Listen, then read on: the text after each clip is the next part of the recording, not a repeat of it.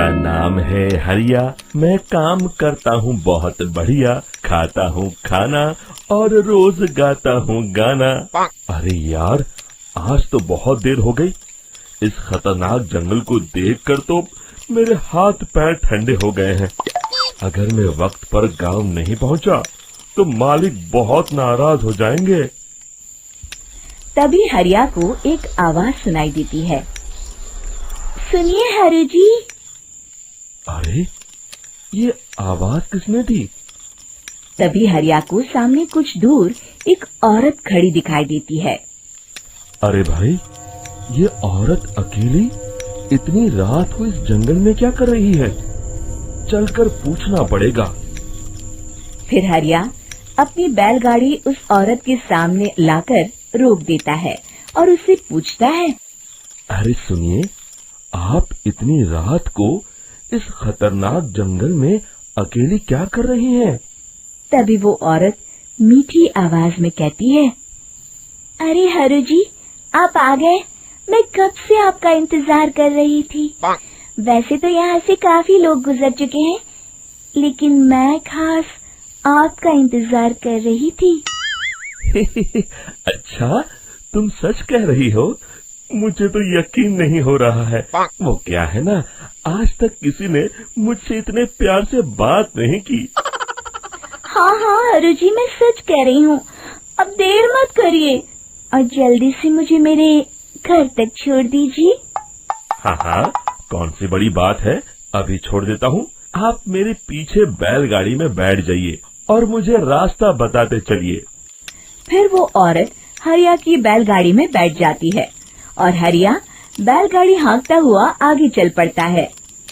फिर उस औरत के बताए हुए रास्ते पर चलते चलते हरिया बैलगाड़ी लेकर एक काली गुफा के आगे आकर रुक जाता है। हरिया उस औरत से पूछता है। हाँ देवी जी, आपका घर कहाँ है? यहाँ तो एक गुफा के अलावा और कुछ नहीं है। तभी अचानक वो औरत हवा में उड़ने लगती है। देखते ही देखते उसका सुंदर रूप एक डरावनी चुड़ैल में बदल जाता है और वो जोर जोर से हंसती है। अरे तू तो एक नंबर का बेवकूफ निकला। तू तो बड़ी आसानी से मेरी बातों में आ गया। अरे मर गया रे, ये तो एक चुड़ैल है। हे भगवान बचा ले, ये तो बड़ी डरावनी दिखाई दे रही है। और फिर अगले ही पल हरिया की बैलगाड़ी में रखा सारा सामान हवा में उड़ता हुआ उस काली गुफा के अंदर चला जाता है और वो चुड़ैल भी उस गुफा के अंदर जाकर कहीं गायब हो जाती है। हरिया ये नजारा देख बुरी तरह घबरा और परेशान हो जाता है। अरे, ये चुड़ैल तो मेरा सारा सामान लेकर गुफा में गायब हो गई। अब क्या होगा? अगर मैं गांव खाली हाथ गया तो मालिक मेरी अच्छी खबर लेंगे। मेरी इस बात का कोई यकीन भी नहीं करेगा। फिर आखिर वही हुआ। हरिया के मालिक चंपक सेठ को हरिया की किसी भी बात पर रत्ती भर भी यकीन नहीं हुआ। चंपक सेठ को लगा हरिया झूठ बोल रहा है और उसने ही लालच में आकर सारा सामान हड़प कर लिया है।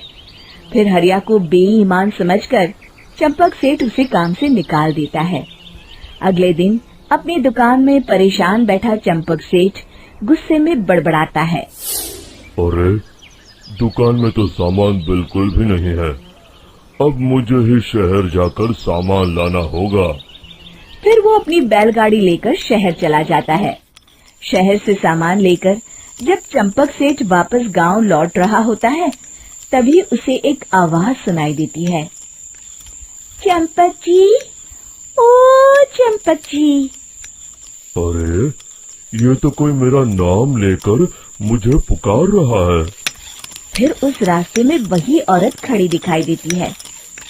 फिर क्या था, हरिया की तरह चंपक सेठ भी उस औरत के पास अपनी बैलगाड़ी लेकर जाता है और वो भी उसकी चिकनी चुपड़ी बातों के मोह जाल में फंस जाता है।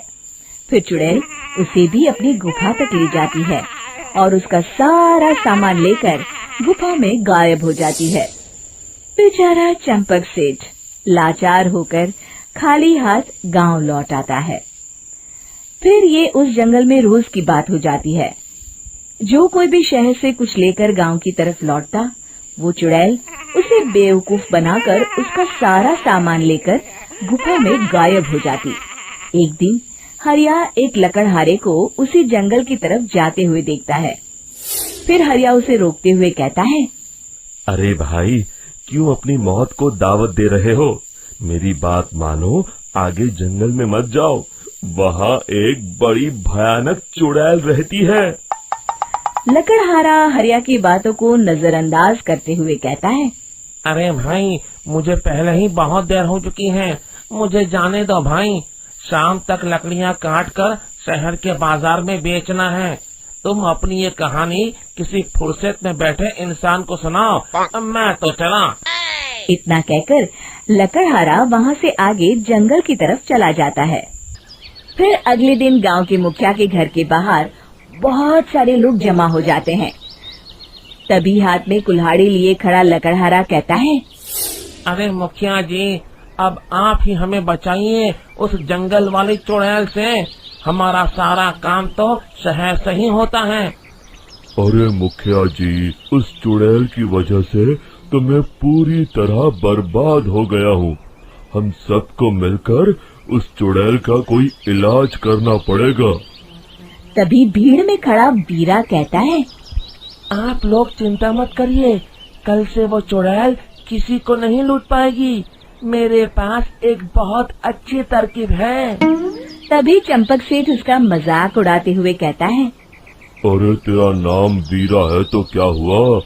तूने अभी उस चुड़ैल को देखा नहीं है? जाकर अपना काम कर, बड़ा आया। तब मुखिया जी कहते हैं, नहीं नहीं चंपक सेठ, मुझे लगता है हमें इस लड़के को एक मौका देना चाहिए।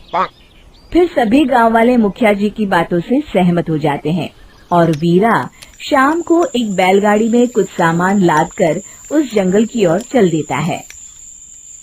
वीरा, ओ वीरा, कहाँ जा रहा है? तभी वीरा मुड़ के देखता है, वही चुड़ैल एक औरत के रूप में खड़ी है। अरे बहन जी, मैं आपको ही ढूंढ रहा था। देखिए, मैं आपके लिए क्या लाया हूँ। है? अरे वाह, तो खुद मेरे लिए इतना सामान लाया है। तू ही अकेला गांव में समझदार है। जरा देखो, मैं भी खोल के, बड़े भूख लगी है। जैसे ही चुड़ैल उस सामान पर से कपड़ा हटाती है, एक भगवान शिव की तेज रोशनी उसके अंदर मूर्ति से निकलती है और चुड़ैल अपने असली रूप में आकर जलने लगती है। अरे मैं जल रही हूँ, बचाओ! बचाओ!